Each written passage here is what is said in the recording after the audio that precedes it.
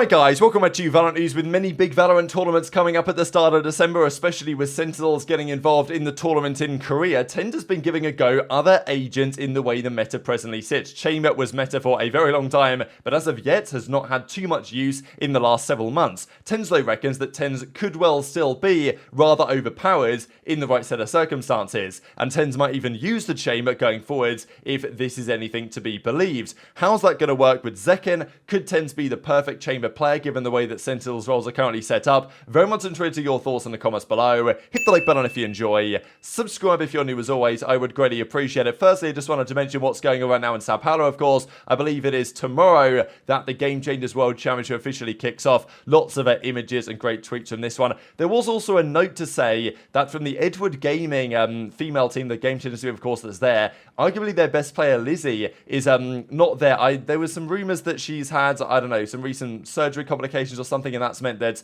she's unable to attend due to health concerns. So that's unfortunate because, well, definitely weakening the Edward Gaming roster on paper. And we'll discuss Edward's kind of main team here in a second because they were kind of cooking yesterday. And Fluorescent, of course, is there. I think I'm the youngest player at the event, she says. And Zeka with a pretty interesting reply. And then she also says, you know, who am I jersey swapping with? So excited for this tournament, as I say. SR, G2, and, you know, maybe Liquid, you know, there's going to be some good teams here. It's interesting to see who wins, and it's definitely not going to be a walk in the park, I don't imagine, for anybody. SR, G2, I guess, would be the two favourites on paper, and of course, G2 won it last year, but a rather different team this year that's theoretically not going to be walking it as they did last year quite so easily. Now, a couple of tournaments around the world. Yesterday was the grand final of the ESL Clash of Nations, and this was, again, a controversial one. We saw the other day Talon esports have been getting roasted in region, and you can totally understand it for importing players when they could have signed players locally in region. They decided not to necessarily do that, and in the grand finals yesterday they went down to Team NKT, a Thai team, clearly a region that has a lot of strength in depth at the moment, and Talon esports, of course, a team that they've signed Ban and Governor, somewhat controversially so, in the Partnership League. Went down in a pretty emphatic 2-0 here to a team that isn't in the Partnership League. So they lost the bind 14-12, and then it was 13-9 on the Lotus, so it was a close series, but still, to lose in this way, Laz drops 52, wasn't great, and Governor and Ban don't have the greatest series. And of course, also controversial because they put Patifan on the bench, I believe, right, Talon, and they recently had Frost, if you guys know Frost, former 100 Thieves coach, who was involved in a bit of controversy with 100 T a couple of years ago when he was kind of going at it with some of the admins, basically. Don't know if you guys remember that story, but he's now working with these guys as well. So yeah, they've made some interesting decisions, and a lot of you know, their fans in, let's say, Thailand are not so happy that they have signed imports from, you know, okay, technically they ban and governor Korean, but they've basically been imported from the North American region right over the last last month, really. And interesting decision. Lots of fans are like,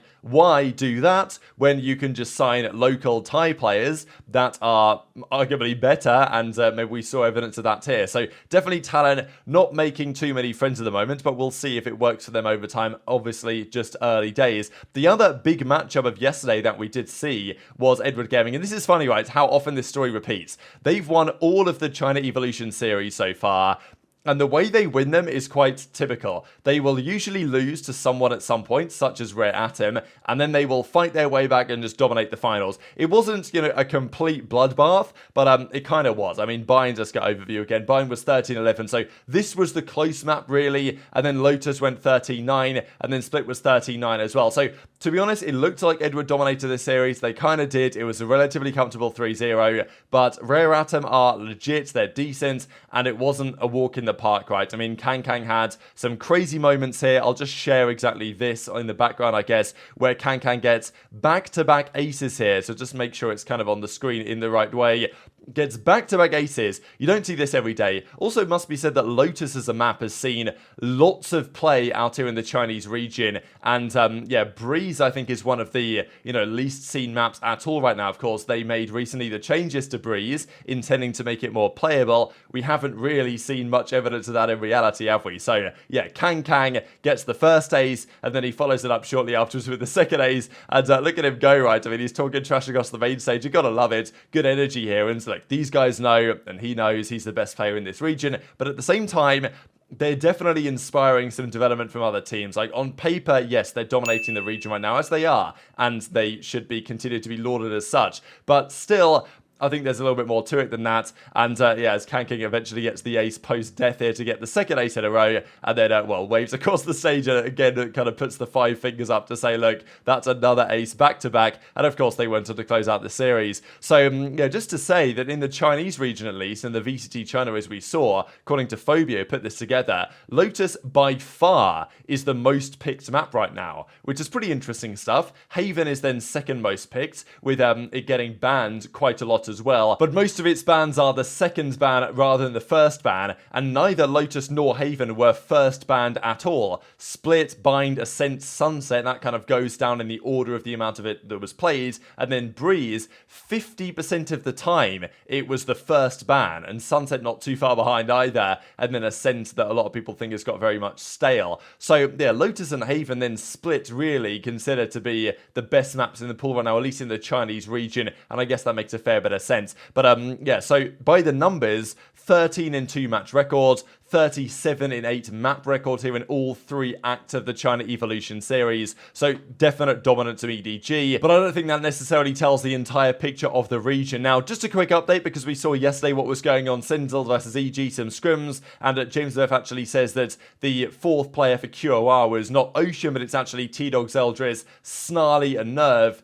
with the 5th kind of getting swapped around somewhat. So thought that was just an interesting update to make. He also said a couple of things on what's happening with Sentinels right now, and just confirming that as far as he's concerned, during Sentinels scrims, Pancada has been streaming. So, you know, there really is no debate as to who Sentinels option currently is for their 5th player, as of course Zelsis instead of Pancada right now. He also gave a comment on, of course, SicK, right, who was on the team as their substitute previously. We haven't seen much from SicK in a long time, of course, wishing him the best after, you know, a difficult period that we saw certainly last year. And as James F said, I believe he was at the SEN office a few days ago, so hopefully I'm sure he's doing well. So that's cool to see that Sentinels are kind of still supporting SicK, because after all the, you know, the drama, the controversy, it was, you know, people were obviously wishing the best, right? And apparently, well, Sentinels are still involved in making sure SicK is okay. So that's quite nice to see. But also we've got to talk about this TenZ Chamber situation, because in some ranked play, TenZ has been trying out some different agents, and we know full well that Sentinel's plan right now is to have TenZ flex quite a fair bit.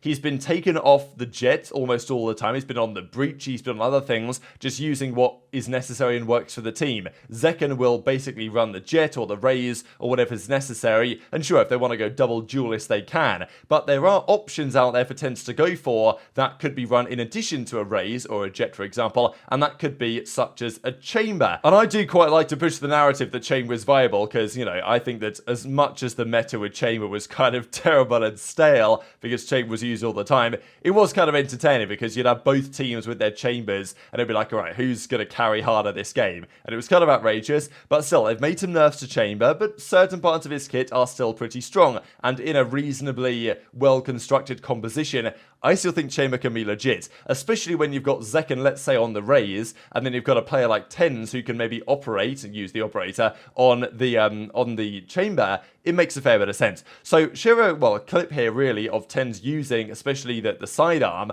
and he gets a lot of kills. He's playing against Som, he's playing against FNS on the other side of the server, gets some nice shots, and says, yeah, this chamber character that he's dominating the lobby with might well still be a bit overpowered.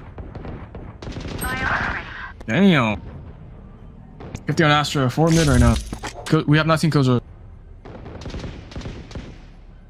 Grenade, bud. To mount. Yep.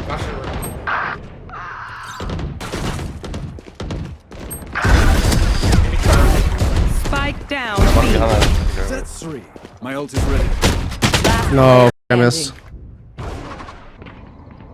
Chamber's so broken. So this was the final scoreboard here in the end, where you can just about see that TenZ here on the chamber was 25 in 15 for the W, and it was actually the ISO of HSK that was winning the lobby, but we see Som here, and FNS also didn't have the greatest Som on the other side of the server. But yeah, Som was on the raise, TenZ on the chamber. Sure, it's ranked. Obviously, you're going to see some differences in what people use. You're not always going to see standard professional player compositions, but I think it kind of gets the point across that as far as TenZ is concerned, it's definitely an option that chamber could be viable viable again in the competitive scene. Will the coaching staff of Sentinels, what do they think about this? Because TenZ has been interestingly using all sorts of different things, and I think Kaplan has made it clear that their intention right now is to keep practicing as they are, have Zekken play the role he's on, have Zelsis basically, it seems, play Pagana's role, use the smokes. Of course, Sassy's going to be on the initiator, JunQT is going to flex somewhat and be the in-game leader of the team, but TenZ has used all sorts of stuff lately in the same way maybe that Demon 1 was using all sorts of stuff at the end of last season. But I personally think that having Chamber as part of that kit and as part of that potential characters to utilize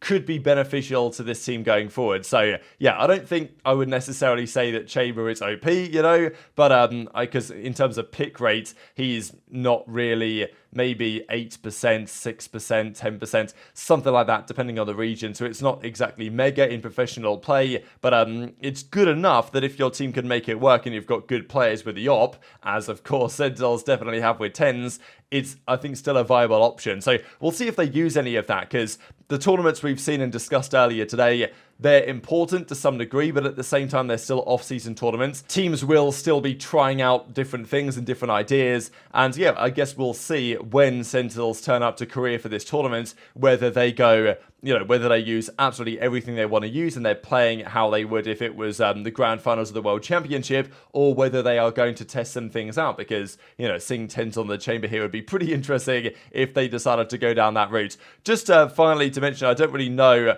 who Boaster is going to get as his aim nerd to help him out with this stuff. I don't really know what options are out there, but I guess they might get him playing a bit of Osu here, because I just saw this where this guy's just absolutely cracked out of his mind here on this Osu game. This is maybe the type of stuff that they're going to be, the aim nerd is going to be having Boaster do, which I imagine might be quite valuable in hitting more headshots. So remember to tweet your thoughts in the comments below, hit the like button if you enjoyed, subscribe if you're new, take care, and I'll see you next time.